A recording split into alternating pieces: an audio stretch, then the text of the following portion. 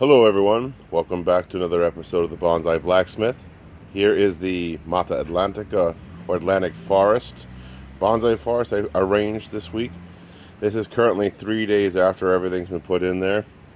We do have some wilting, we actually have a little bit of dieback. All of these things are expected when you're cutting back the root system. Although the Pal Brasilia cannot is pretty resilient. We cut that root system in half. Zero dieback, we even have new budding on there. The Tamboril over here, this one on the angle, we do have some wilting, but no dying to be expected. There wasn't much foliage there to begin with, so I didn't want to touch it. The foliage intense plant here is actually the Jacaranda de Bahia, or the Dalbergia nigra. There is actually a little bit of dieback in the back here. There's at least one or two pieces of dieback. I've been keeping it spritzed, mist it a few times a day, so those leaves don't dry out. I know it was a gamble leaving them on after a root pruning, but I think today what we're going to do is go ahead and give a foliage pruning, a light foliage pruning, to help this Dalbergia nigra recover from its bonsai transplant. And the artillery ferns or artillery plants are doing quite well. The Atlântica Bonsai has a little dieback as well. We have some browning on some of that new growth, and some of the new growth isn't browning. So let's go to the next step. So here's a little bit closer view of the Jacaranda de Bahia. You can see how we got some curling on these leaves. That pretty much happened within 24 hours on the tips. Some of these leaves are responding as normal. They're closing at night, they're opening in the morning, they're not curling like this one here. I'll give you a zoom up here, the difference.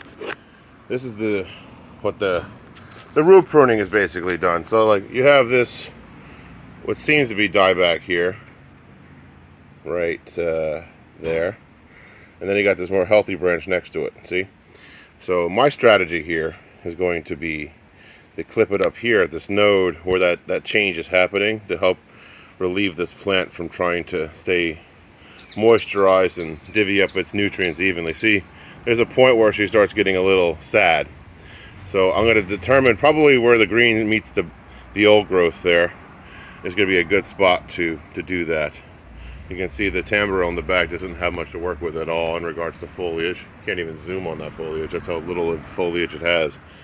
The Paltejas is actually more of a dry plant, so I'm hoping this recovers a little bit. I am not sure, but we will see how that goes. Here's the Atlântica Bonsai close up.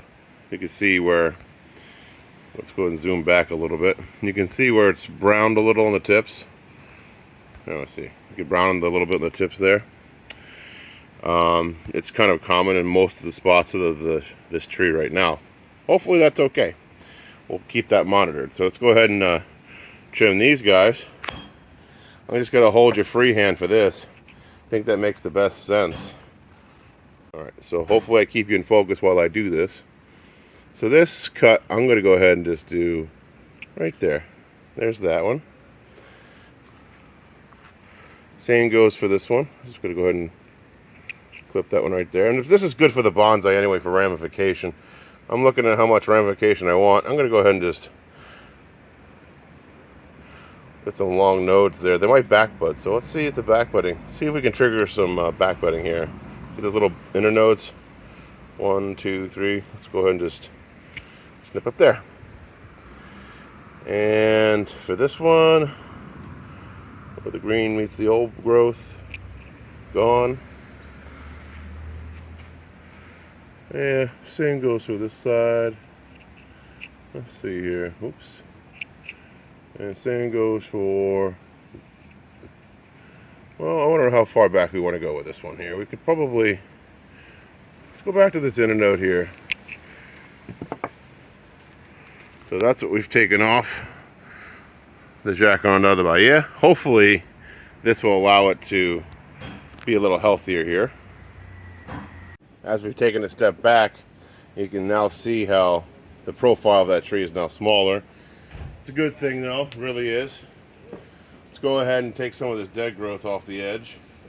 I am curious to know how this tree backbuds, so we're going to go from there. This I think I'm also going to cut off, and as well as this. Every little bit is actually going to help this tree a lot more than we realize. Because we lost 50%, we should lose around 50% up here. So I'm going to go cut back some of it, not all of it. Some, but not all. Keep that there. Keep that there. This is a crisscross branch, so you know what, we can get rid of him. Crisscross branch, we don't want crisscross branches. Do we? No. Internodes are real short there. Pull that back. Give it a little bit more trimming, see how it goes.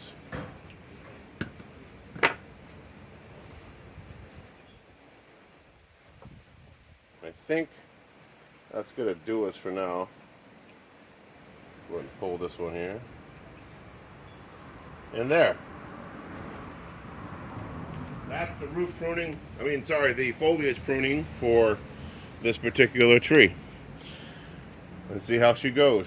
On this regard, I'm going to leave the Manek over here alone. I'm also going to leave the Paltea further back here. Paltea, I'm going to leave that one alone. So I'm going to leave these guys alone for a few more days and see how they develop. And that's all we have for today. Thank you for spending another episode of the Bonsai Blacksmith with me. Until next time.